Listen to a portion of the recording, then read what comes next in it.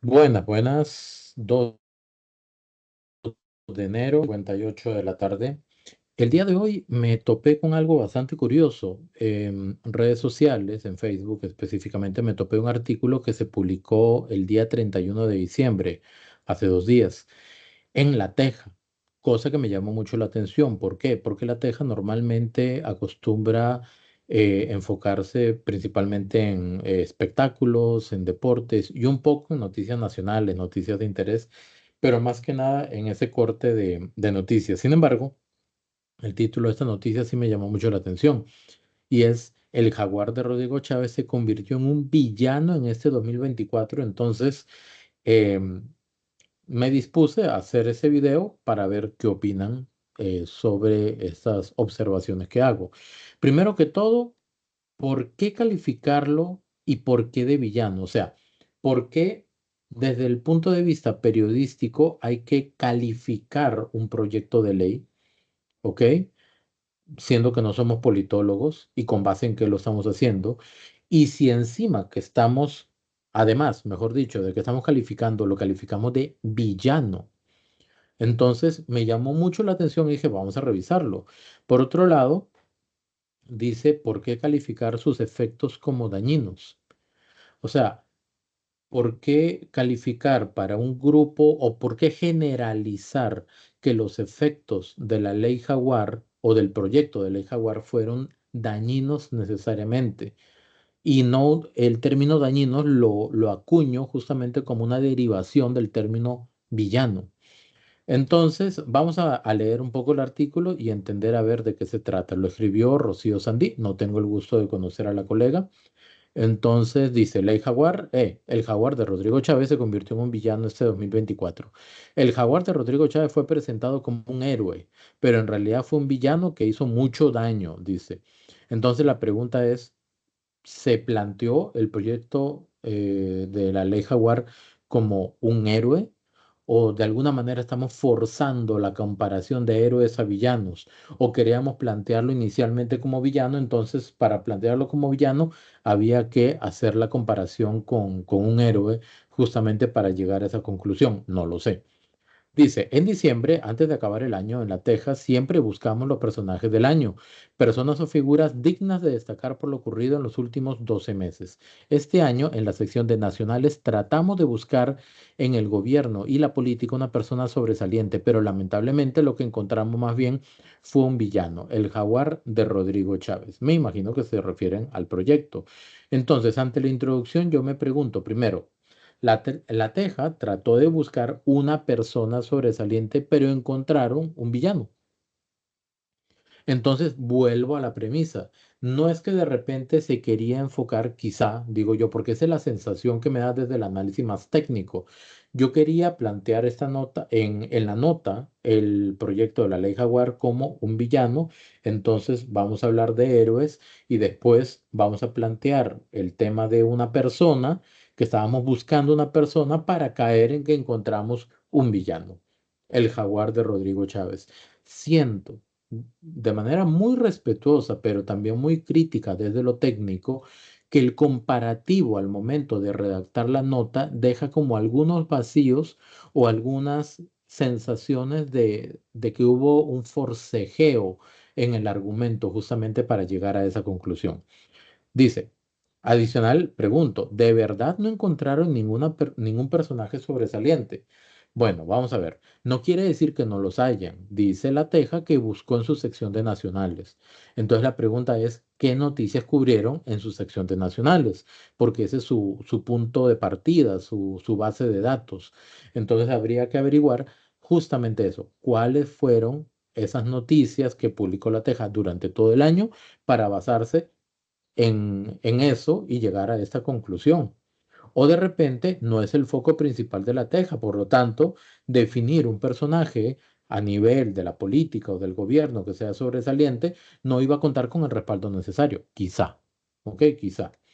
Y después dice, tiene lógica buscar a una persona y encontrar un proyecto. Si estábamos buscando personas o si en La Teja estaban buscando personas, debían buscar la manera de justamente llegar a la conclusión de encontrar a esa persona. que podría ser el mismo presidente Rodrigo Chávez, que podría ser Pilar Cisneros, que podría ser Laura Fernández, que podría ser Mauricio Batalla, que podría ser, si quisieran, Luis Amador como la persona que dejó el puesto. Había un abanico muy grande de opciones de personas que justamente podrían representar ese personaje sobresaliente. Pero bueno, de alguna manera la Teja decidió derivar o virar más bien su atención hacia un proyecto cuando estaban buscando personas. Seguimos, dice. El proyecto estrella del Poder Ejecutivo terminó siendo una estrategia para distraer y dividir a la población. Acá vamos a explicar por qué. Dice, bueno, entonces dice que la estrategia es para distraer y dividir a la población. Vamos a ver realmente si en el desarrollo de la nota se puede concluir que realmente lo que se quería era distraer y dividir a la población. Conste, hay dos verbos ahí muy claros, distraer y dividir. Vamos a ver. Dice, cuando el presidente de la República presentó con bombos y platillos la ley Jaguar original, dijo que con ese proyecto se lograría sacar adelante la ciudad gobierno y la Marina de Limón, dos planes muy buenos, pero que el mandatario quiere desarrollar por medio de figuras que la ley no permite. Bueno, en realidad la ley Jaguar o el proyecto de la ley Jaguar abarcaba estos puntos. Primero, ciudad-gobierno, ¿verdad? La construcción de terreno propio con el BCI. Luego la Marina de Limón, que básicamente era que Habdeba pudiera hacer alianzas estratégicas con agentes privados, ampliar el alcance de la fiscalización de la Contraloría General de la República, porque ya no iba a escoger a cuáles fiscalizar, sino que tenía que fiscalizar a todos. Luego, prohibiría la coadministración de la Contraloría General de la República. En un momento vamos a ver un video de doña Laura Fernández en una comparecencia en la Asamblea Legislativa donde se refiere a esto justamente. Seguidamente, indicaba la ley Jaguar que no se suspenderían actos o contratos durante investigaciones solo con orden judicial.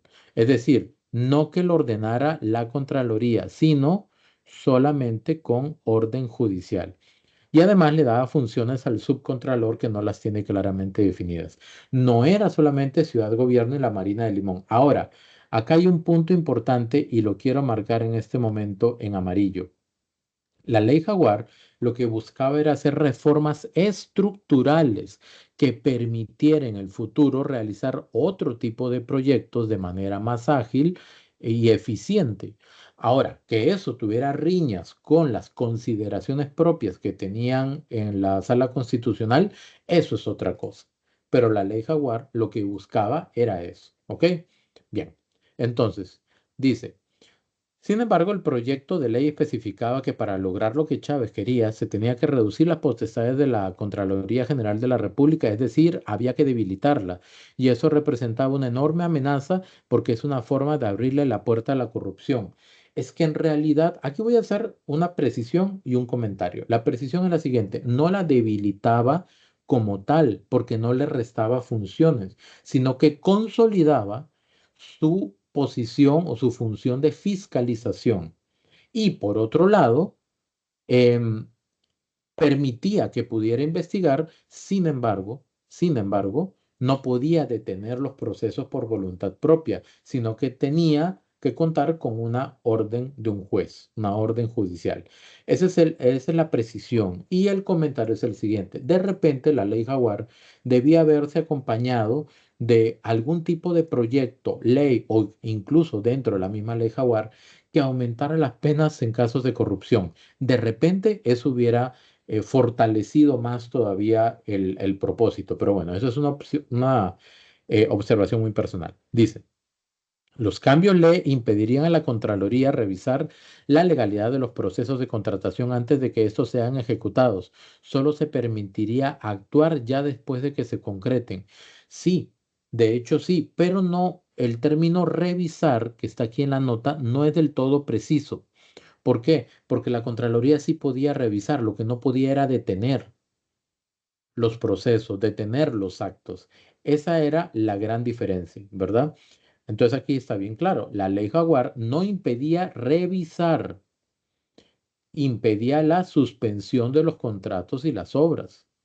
¿Ok? Así como sucedió con Ciudad Gobierno, cuando la Contraloría interpretó una ley un inciso de un artículo de una ley para impedir que se hiciera ciudad-gobierno. Y la Contralora le dijo al presidente en la reunión que tuvieron, si no está de acuerdo, porque ellos no estaban de acuerdo con ese inciso, entonces si no está de acuerdo, vaya a un contencioso, es decir, haga un juicio, los años que pudiera durar, ¿verdad?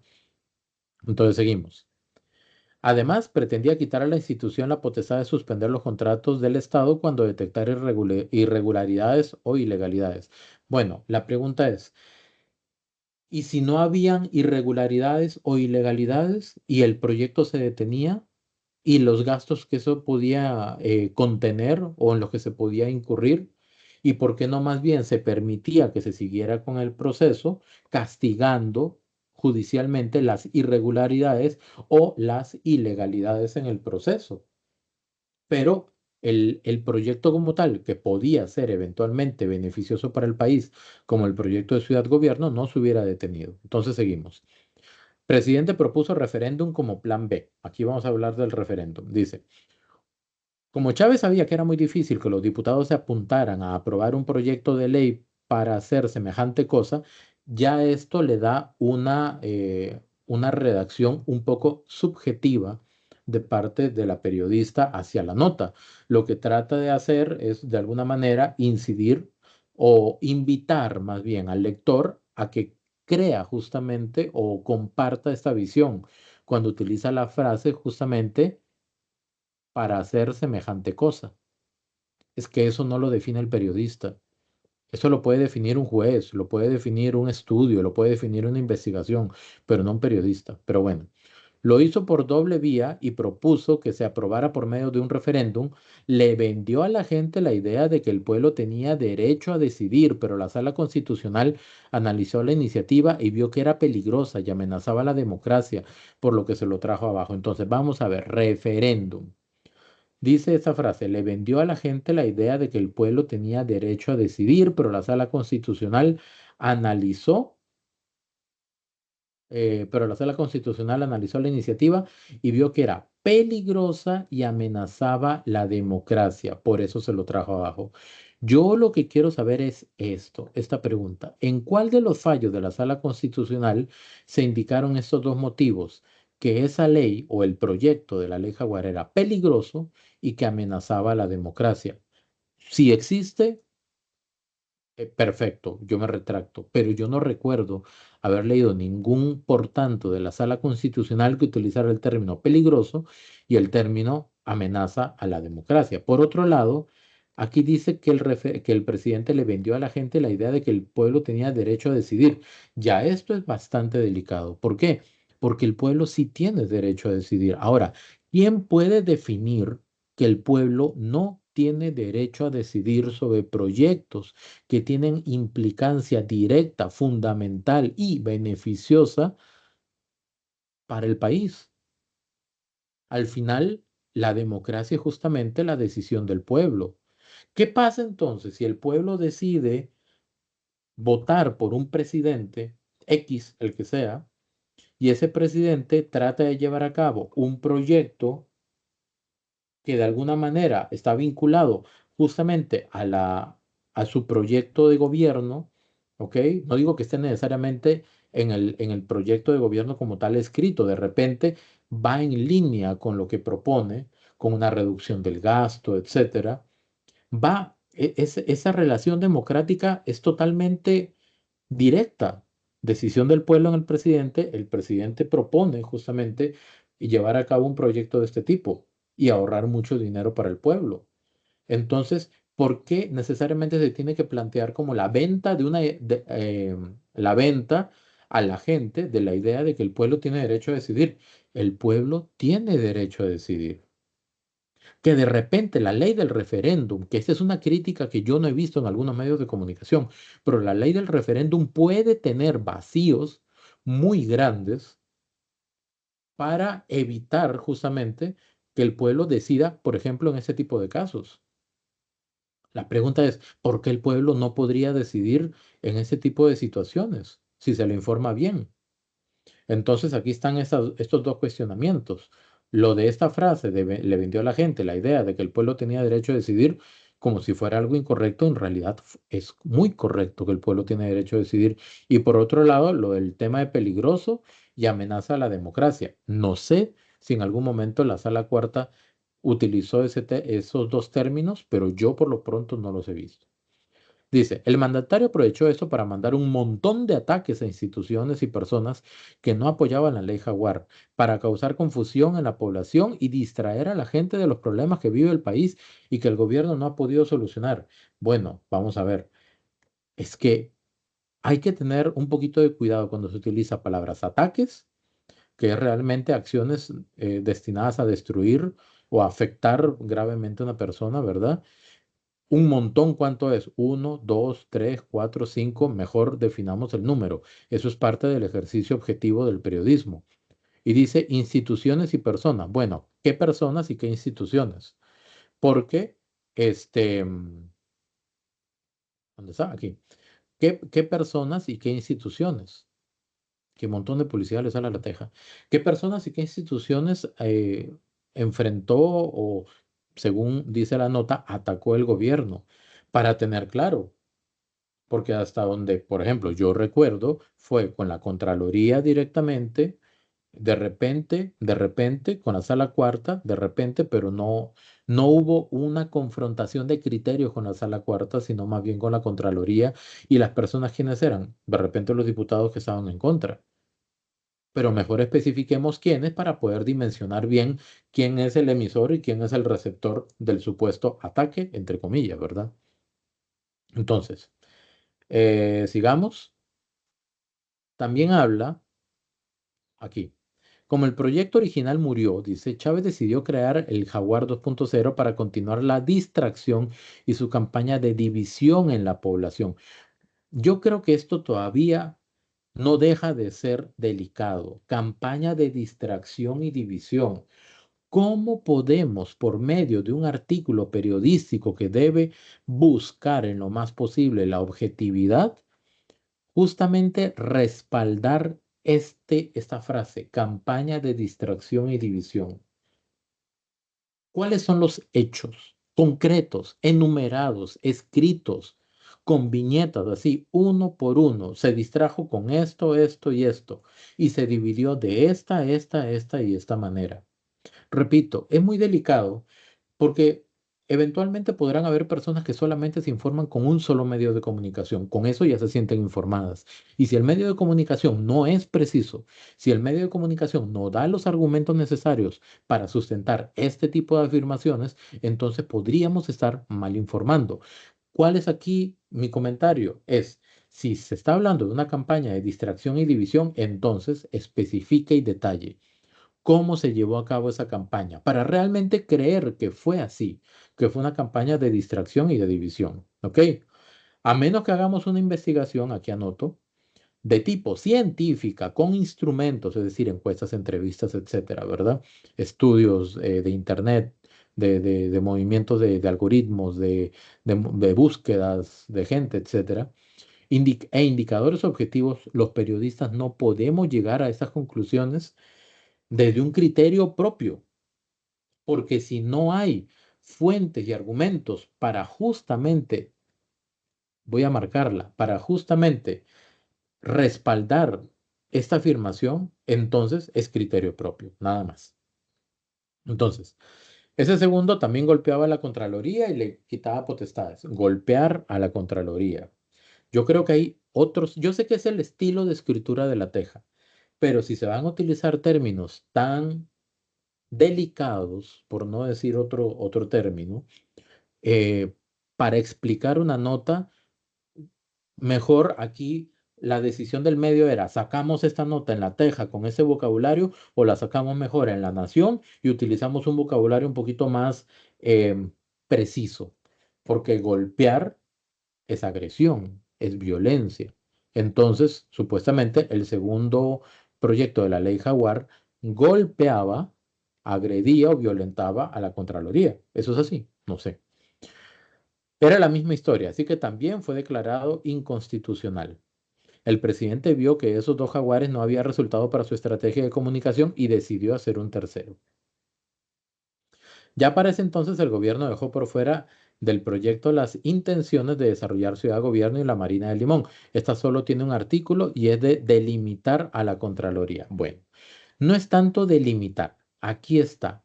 La Ley Jaguar 3.0, vamos a marcarla aquí en amarillo, rescataba dos verbos, sustituir y abarcar. Es decir, que la Contraloría no podía sustituir ni abarcar las funciones administrativas de las entidades públicas. Son verbos que el gobierno insiste necesitar para evitar la coadministración. Entonces, ¿qué significa eso? Vamos a ver qué dice doña Laura Fernández al respecto. Nada más voy a apagar aquí el micrófono un segundito para que no se crucen los audios.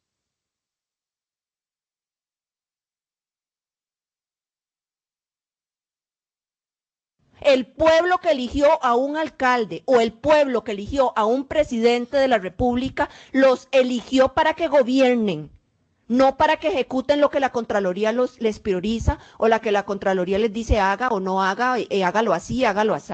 Ejemplos hay todos los días y les podría mandar una bitácora, insisto. La Contraloría le dijo a la ARECEP cómo elaborar y calcular las tarifas eléctricas. ¿Cómo elaborarlas? ¿En qué parte de la fiscalización de la hacienda pública está el que usted le dé una disposición a una institución indicándole cómo calcular una tarifa? Eso es un rol de la administración activa. La Contraloría le ordenó al CTP cómo otorgar las concesiones de los buses y los taxis. Y miren, qué lástima que no está don Fabricio Alvarado, porque sé que a este tema le interesa. La Agenda 2030, los Objetivos de Desarrollo Sostenible que Mideplan ha tenido que echar a andar en Costa Rica, lo obligó la Contraloría General de la República también, y el que quiera ver la auditoría se la paso ya mismo.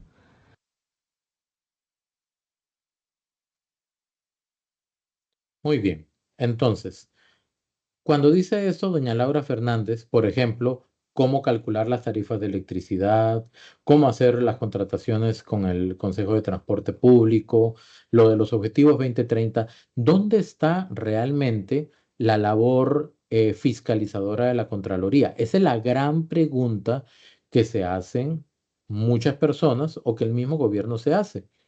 Entonces, ahí está el punto. Ahí está el punto, ¿verdad? ¿Verdad? Los verbos sustituir y abarcar de repente eran necesarios de poderlos, no necesariamente llevar un referéndum, incorporarlos por medio de un proyecto de ley. ¿Para qué? Para que quede todavía más claro que la Contraloría no podía hacer eso. Ese era el punto. No era necesariamente delimitar, como dice este término, no.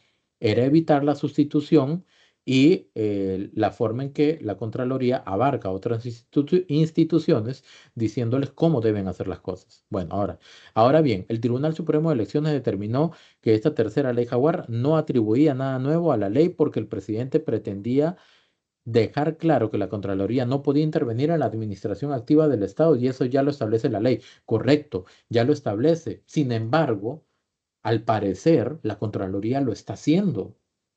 Y esos son solamente unos ejemplos que la ministra de la Presidencia, Laura Fernández, indicó en la comisión de la Asamblea Legislativa.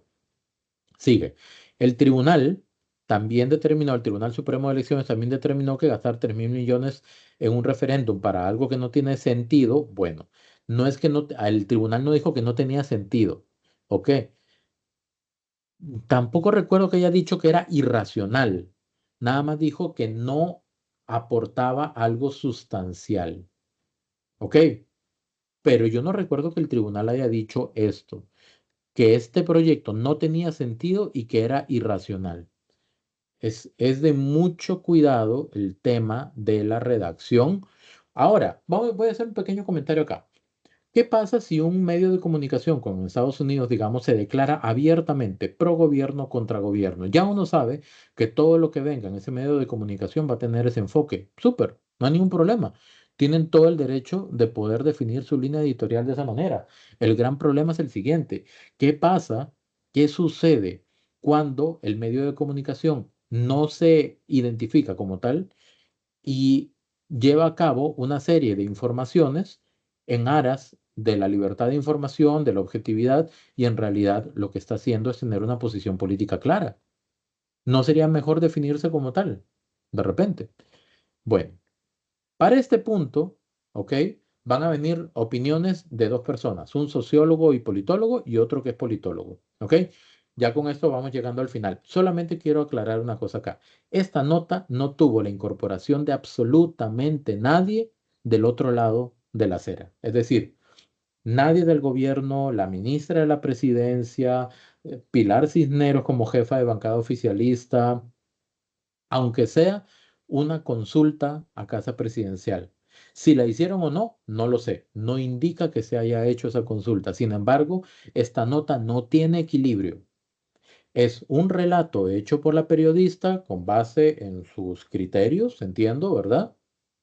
Y dos inserciones de dos profesionales, uno en sociología y politología y el otro politólogo nada más. Entonces, vamos a ver, dice, el sociólogo y politólogo Francisco Barahona, vamos a ver, dijo que el jaguar nació muerto, que nunca tuvo sentido y Chávez lo sabía. Eso dice evidentemente el politólogo y sociólogo que no está a favor de la ley jaguar, ¿verdad? Y está en todo su derecho. Dice, la iniciativa surge de una reforma a la Constitución que se había planteado hace algunos años, pero yo diría que nace sin cabeza y sin piernas. Realmente era un sinsentido.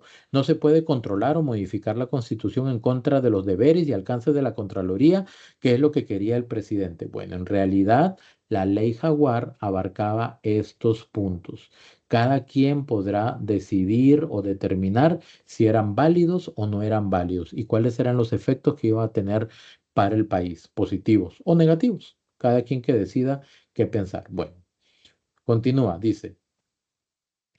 Y eso lo sabía el presidente, dice.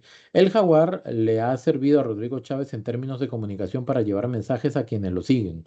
En lo que es la dinámica de comunicación, el presidente sí ha tenido éxito porque a quienes lo contradicen o no piensan igual que él, los ataca con su granja de troles.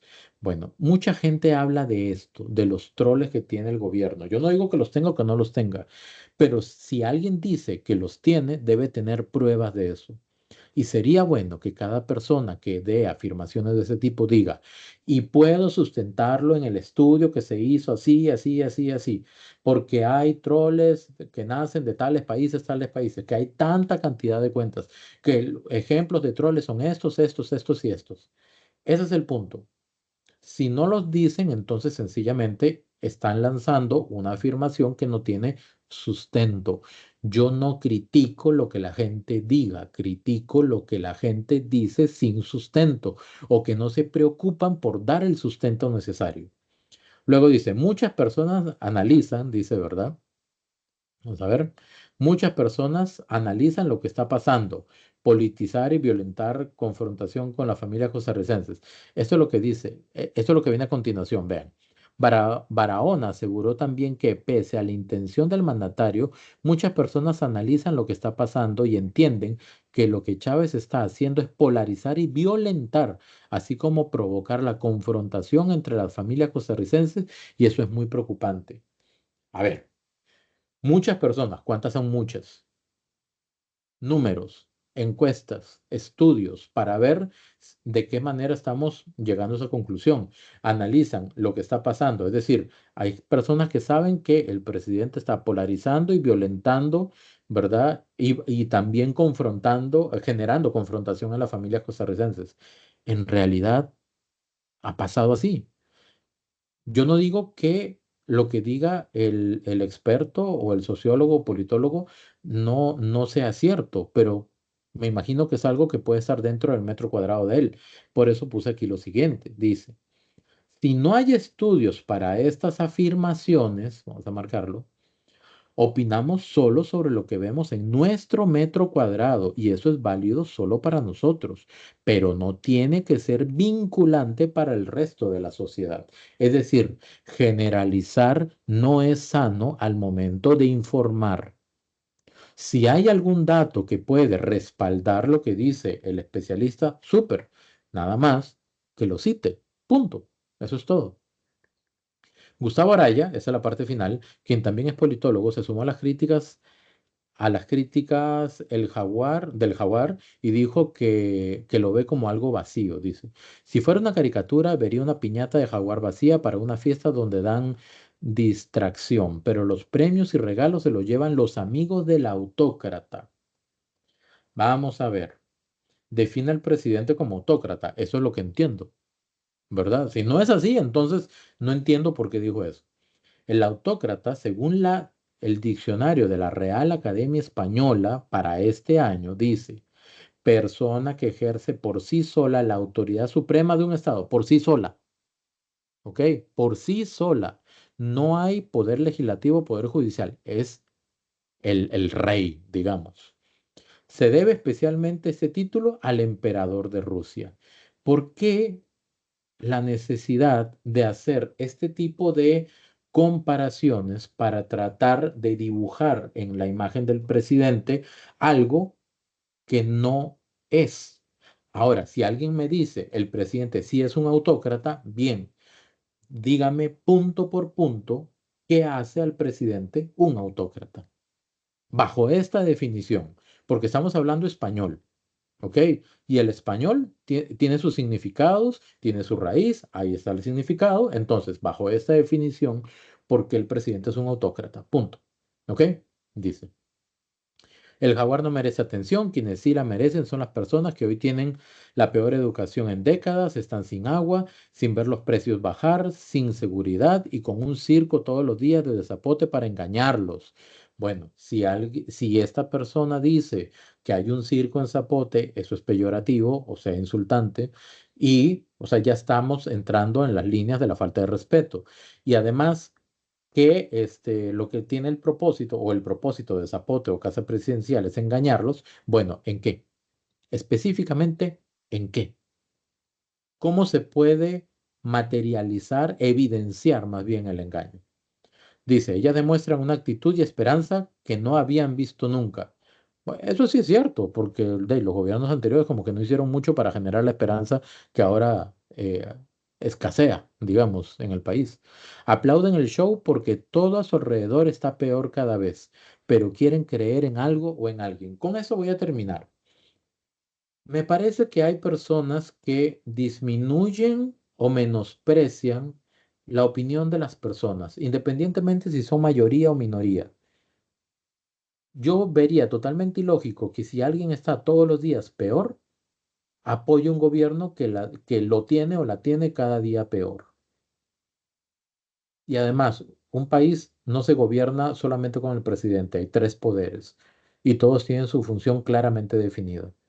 Entonces, creo que cuando se redacta una nota periodística hay que tener mucho cuidado, mucho tino, mucha responsabilidad, porque lo que contienen las páginas o los caracteres o el artículo que estamos realizando va a tener un impacto de alguna manera positivo o negativo en la sociedad. Nuestra misión como periodistas es informar y aportar a la sociedad por medio del conocimiento, el conocimiento sustentado y el conocimiento evidenciado.